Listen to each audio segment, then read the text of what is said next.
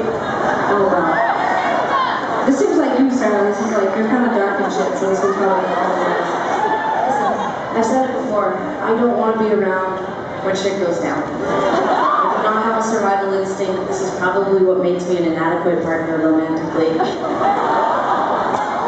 I don't want to. I don't care. I don't want to fight. I don't want to cut wood. I don't want to live without electricity. I don't care.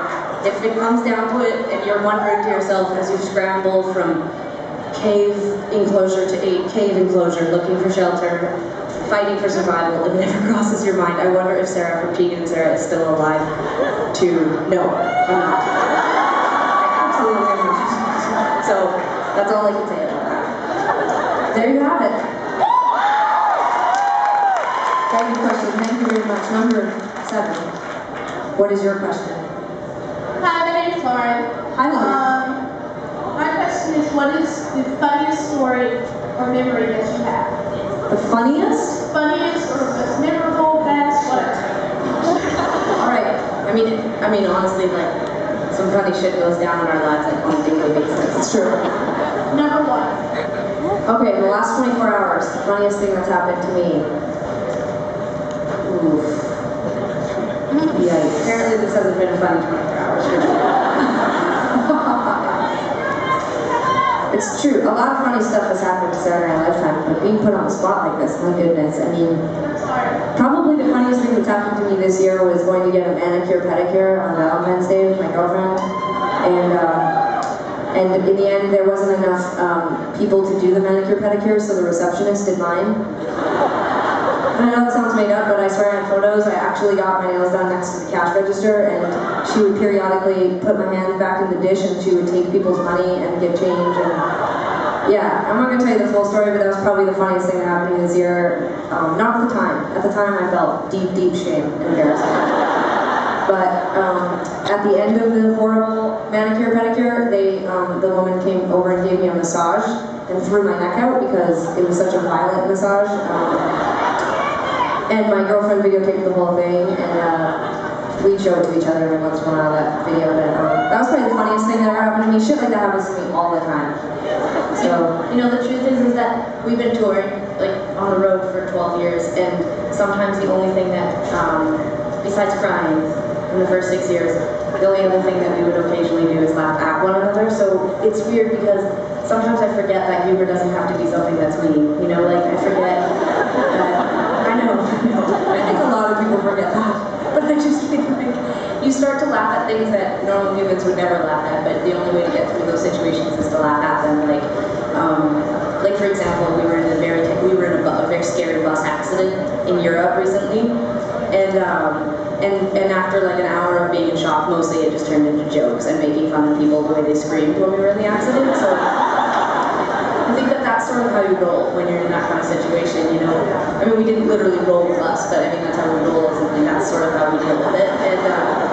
And so, yeah, so I generally would say that, like, on a daily basis, I can twist anything into something funny. Like, I'll definitely talk about tonight in a way that's sort of like I have such anxiety right now because I feel like, because something about where the microphone is, it looks like we're selling cattle or something. Like, it's sort of like, it's because of the numbers behind it. It's the numbers on the board and then the kind of like thing, like I feel like we're at a cattle auction and like Tegan and I are getting sold. Buy us, please. But there's been no bidders. That was a really good question though. Thank you. I hope that was satisfying for you. Okay. Next one.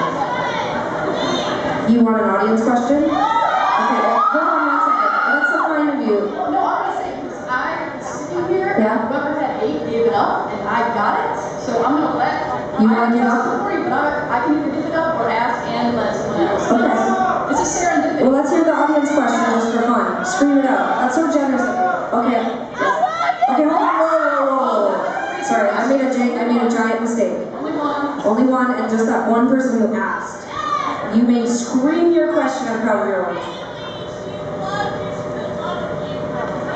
It's not a question. No. So we're going to answer her I question. didn't cut my spot for that. She wants her question back. Oh, now everyone's yelling sadly. I can't hear you anymore. I can't see your mouth moving. I have a microphone, so I'm louder than you. Yeah. Sorry, just took it back. Okay, let's hear your question. Okay, my first. Yeah, let's hear it. So So maybe it's not that kind of serendipitous. I'm sitting here, I get that. You guys have been touring for 12 years, hard work indeed, but do you find you take advantage of some of those little serendipitous moments to get further in your career? That some things have just happened that you're like, that just happened, we're just gonna go with it. Definitely. I mean, when people ask advice about how to make it in this business, we always say it's it's mainly just hard work, but there is a lot of luck involved too. And Sara and I, we had a lot of luck. Our record, we made our first record and we got it into the hands of Neil Young and his manager, and that's how we got started. We got signed and we made 6 records. And if we gotten signed to a major label, I don't know that we wouldn't be here right now. For example, Lady Gaga got our record. I mean, Tegan and I might be up here in bondage right now. Yeah, it's true. Shit might not go.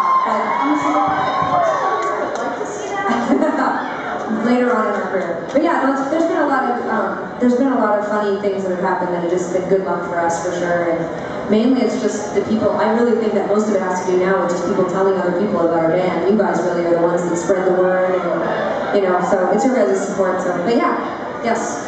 Okay, thanks for your question. All right, I think we have 1 more or 2 more. 2 more. All right, let's do this. Here we go.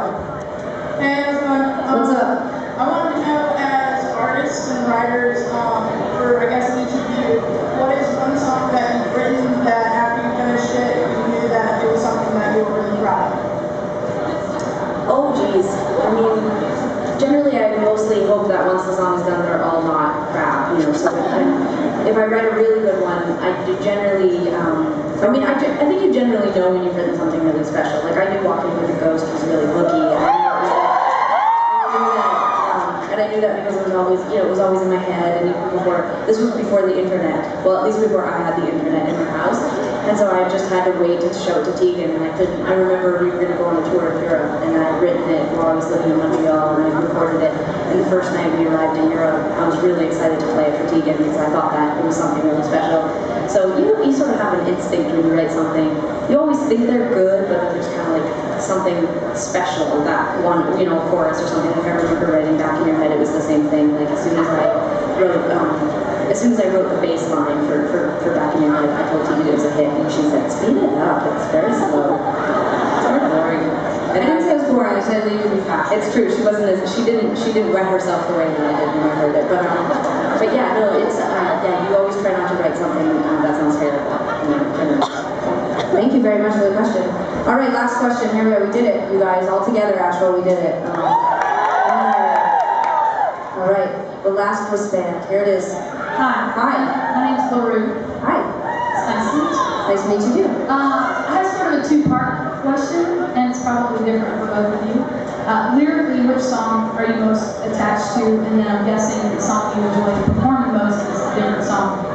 That's a good question. Honestly, I think Sara and I both can attest to this, that everything we write, at least everything that gets released or that we enjoy listening back to is some story from our lives, and it makes us feel pretty emotional. I think specifically songs from So Jealous and The Con, those eras were really tough.